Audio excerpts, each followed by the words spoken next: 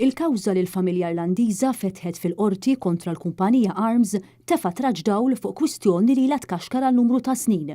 Il-kwistjoni kollha dur fuq iż-żewġ rati li għandha l-kumpanija Arms, ir-rata residenzjali u dik domestika jew non residenzjali. Ma dan ukollu jidher li persuni li jikru proprjetà qed ikunu mitluba jħallsu r-rata domestika jew dik non residenzjali u dan qed ifisser li qed jintalbu jħallsu ammont kbir ta' flus aktar milli suppost. Patricia Graham hija biss waħda minn dawk li kienet milquta minn din il-problema, bħala numru ta' familji oħra, Maltin u barranin, li jikru l-proprjetà tagħhom f'Malta. Patricia għandha kliem iebes għal mod kif l-Arms semat id-diffikultajiet ta' dawn il-familji. Arms are not interested. Arms are only interested in what they can get.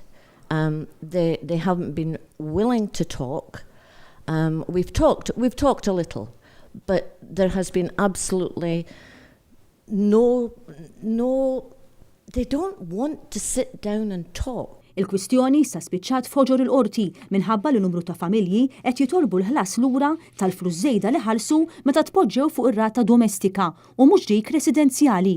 Min barra l-kawża tal-familja Irlandiża hemm ukoll kawża kostituzzjonali u class action kif tispjega Patricia. We put 5 people forward to a class action. It was difficult to find 5 people because the cap was €2,000.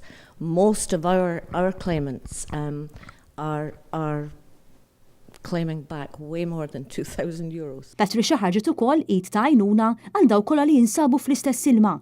Hija waqfet żewġ gruppi fuq Facebook, wieħed bl-isem ta' Up in Arms li ieħor speċifikament fuq il-class action.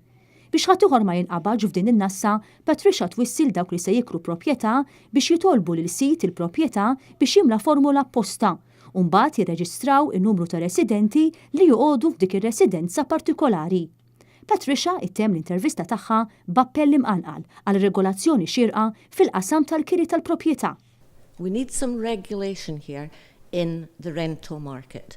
We really need to get some regulation. That has to come from the government.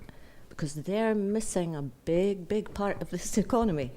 Rental is big business over here, but there are no rules.